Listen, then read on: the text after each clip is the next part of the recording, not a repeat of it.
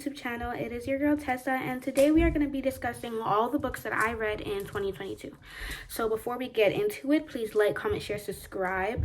Please remember to hit the post notification bell so you can be notified every single time that I leave a comment of some of your favorite books that you've read. And without further ado, let's get into the video. If nobody told you this yet today, I love you. Okay, let's get into the video, guys. The first two books that I read in 2022 were both for school. The first one was A Thousand Splendid Suns. Just to give a quick summary, A Thousand Splendid Suns basically takes place in Afghanistan, I think it was, during kind of during and post-war in Afghanistan with, you know, the Taliban and all of that. And it centers on two main characters, Miriam and Layla, who are from different generations and are different timelines, but eventually their timelines, you know, intersect and they kind of run at the same time. Yeah, I really recommend this book. Honestly, top 5 books that I'm going to speak about today. It was so beautiful, such an emotional read. I cried reading this book. Like, you just get so connected to the characters. I think the author did a great job of making the characters feel human. Most of the characters the two main characters you get to literally watch grow up, you know, from childhood to adulthood. It's kind of like you feel so much more connected to the characters. With such a beautiful read, so I highly, highly, highly recommend. The next book that I read in 2022 was The Color Purple by Alice Walker. Great story. I get why it could be an influential book because obviously it was for class as well. Another thing that I liked about Alice Walker's writing was that none of the characters were necessarily perfect. You know, each of the characters had their flaws. So I like that because I don't like a main character that is completely perfect and you like every aspect of their lives. That's not very likable. That's not someone that you can connect to because I myself am not perfect. So I can't relate to somebody who is completely perfect. So I really enjoyed that Alice Walker was able to capture the lack of perfectionism that humans experience, right? So on that end, great book. The only issue that I had with this book was like the writing style. I don't know what to call the language type. I don't know if it counts as AAVE. I'm not really sure, but the writing style did make it difficult to read at times, but the story was good enough to carry it. But outside of that, great read. Trigger warning for A Thousand Splendid Suns. If you may get triggered, topics involving domestic violence, domestic violence, toxic male and female gender roles, things like that. If things like that trigger you, I would not suggest reading A Thousand Splendid Suns nor The Color Purple. Both of them are very heavy in those topics, so trigger warning for that. So the next book that I read in 2022 was My Dark Vanessa, another beautiful read. And this is another read where the main character is very flawed. Basically, My Dark Vanessa follows a girl who is in middle school, basically, and she embarks in a romantic relationship with her middle-aged professor. And so the book flashes back and forth between timelines of her as a grown woman and kind of coming to terms with the fact that it was an abusive relationship, you know, an abuse of power, age-wise, also the fact that he was her teacher, you know, so many different things. Her coming to terms with the relationship and how damaging it really was, and then her as a child and actually going through this abuse. I feel like the author did a great job at depicting the abuse and not romanticizing it, not making it seem like fan fiction, because sometimes you'll read certain books where they talk about abuse and it'll almost seem like you'll read it and you'll kind of feel icky. Like the way that they'll describe certain things is almost like they're trying to make it romantic or they're trying to make it cute or hot. And I love the fact that though My Dark Vanessa was very like it was a lot, it was done in a way that was still sensitive to the situation that was at hand. I feel like My Dark Vanessa was kind of written for people who may have been through similar situations, because it can be triggering. Obviously, I wouldn't know, but I feel like it would be an easier read than some of the other books regarding these type of topics would be. So that's just how I feel. Great read. I would really recommend it. But trigger warning for My Dark Vanessa. A lot of graphic depictions, depends on your definition of graphic, but a lot of depictions of SA, okay, SA of a minor, okay, harmful minor and adult relationships, grooming, toxic age gaps. Just Google the trigger warnings before you dive into My Dark Vanessa. If you are okay with the trigger warnings entailed, then I would really suggest you read it. So the next books that I read, this is basically a series. I did not finish the series, but the next books that I read was the Addicted / Calloway Sisters series. I read the books in order, so right now I think I have about 5 books left in the series. So I'm gonna discuss first the Addicted series books, and then I'm gonna discuss the Calloway Sisters books separate. Daisy and Rose deserve to be discussed as their own characters and not just as extensions of Lily. They're not just Lily's sisters, they're characters on their own. So we're going to discuss the 2 book series separate. So let's start with the Addicted series. Basically follows this couple, each with their own addictions, and follows their struggles with that addictions, how they enable each other, you know. But there's also obviously a romance factor too. And now the first book is Best Friends to Lovers, fake romance or fake dating, / forced proximity, because they live together. They're best friends, they live together. And yeah, honestly, great book. Of the Addicted series, my favorite is the first book. It was a great book. All of this series so far has been great. I just have to take a break to read other stuff because I felt like, I don't know, like, I can't just read a whole, that's a long series. It's a lot of books. I had to take a break. And it's been like a 6-month break. I'm not gonna lie. I do need to get back to it. But what book was I on? I think I was currently on Thrive. Either Thrive or whatever book comes after Thrive. Whatever book it is, it's slightly a slow read. But overall, I do recommend it if you're into fake dating / best friends to lovers / forced proximity, any of those tropes. I highly recommend, but the authors do a very good job of, once again, making characters who lack perfection but are so relatable, and they're very good at creating characters that seem real, because often you'll see that the main characters, especially in romance books, you'll see that the main characters outside of their romance with one another are very two-dimensional. They have nothing else going on outside of their relationship or their romance with one another and their physical attributes. You don't know much about the characters. You don't know their own struggles that are outside of the relationship and the petty fights and whatever. And I feel like these authors do a very good job at creating 3-dimensional characters, complete characters with their own storylines and struggles and situations outside of the main romance of the book, which I really enjoy, because it's like you feel personally connected to the characters. Just look up the trigger warnings, because I'm not really sure what type of trigger warnings to give. What type of trigger warnings are suitable. I think in one of the books there is an almost SA, so beware of that if you decide to embark on the journey of the series. But yeah, let's discuss the Calloway Sisters series. Before we discuss, I just want to make one thing clear. I am a Rose and Connor stan. I am. Rose is my favorite Calloway sister, and Connor and Lo are tied. They're bromance. We'll get into it. But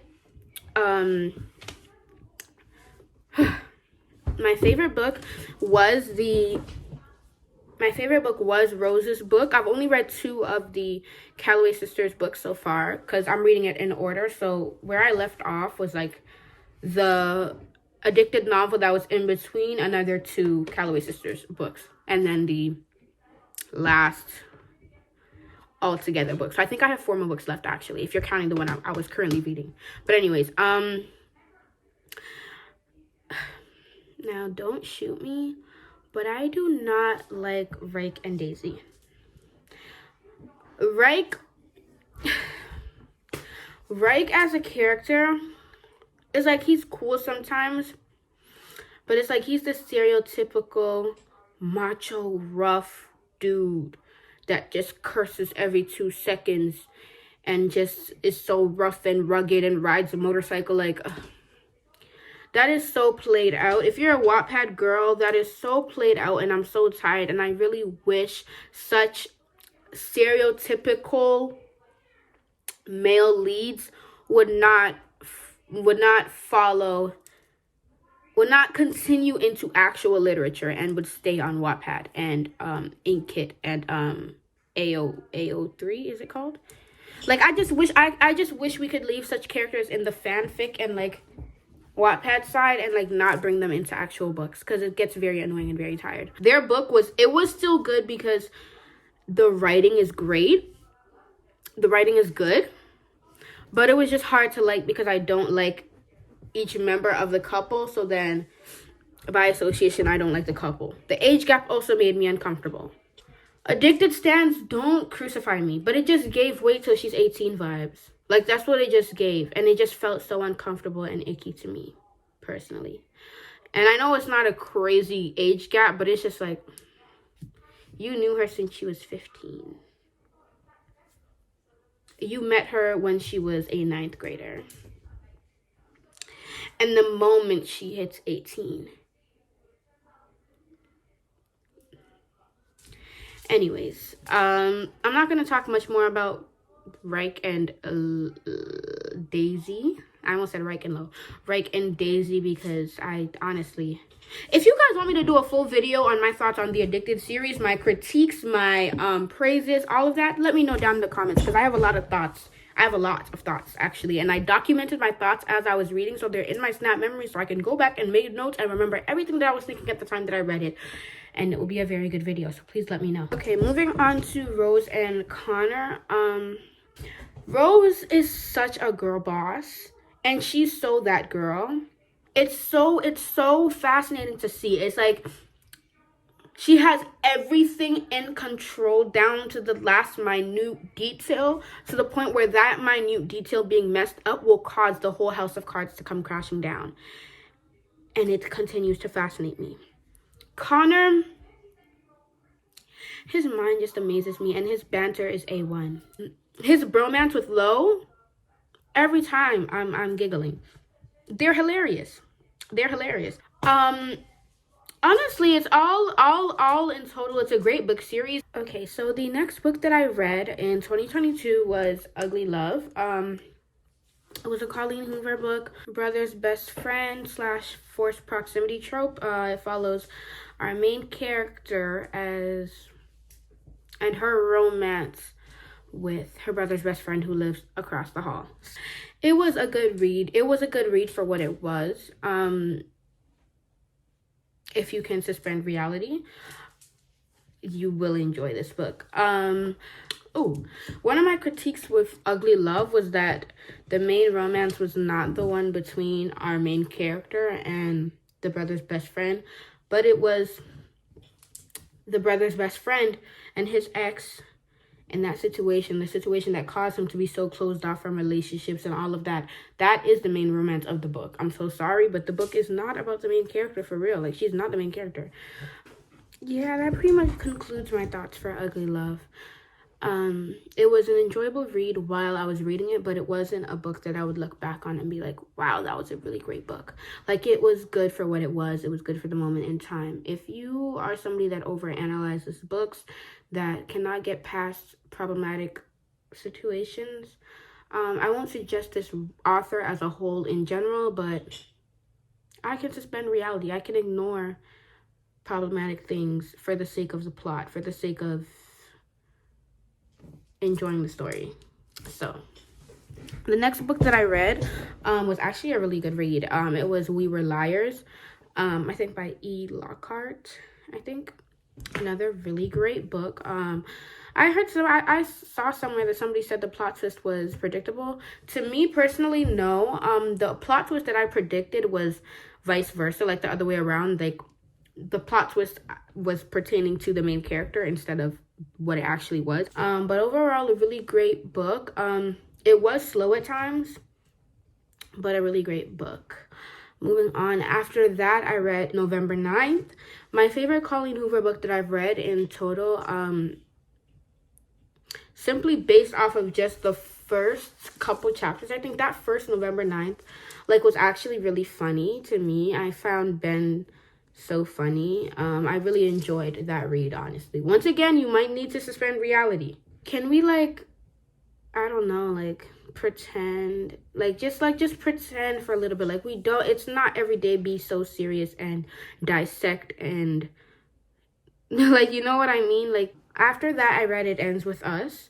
It Ends With Us was a good read as well. It was good for what it was. I do believe it's slightly overhyped compared to other Colleen books. Like, I feel like November 9th is her best book that I've read so far. So yeah, I also read All Your Perfects. I loved All Your Perfects. I really enjoyed the writing style, the flip back and forth between now and then. I really enjoyed that. I will say that Colleen Hoover, all of her book couples are, outside of like how their relationships differ and how their own personal struggles differ, the characters themselves are very two-dimensional. Like what I was talking about earlier, she's not very good at creating three-dimensional characters. Like, if you remove the romance plot from the books, there is dust left.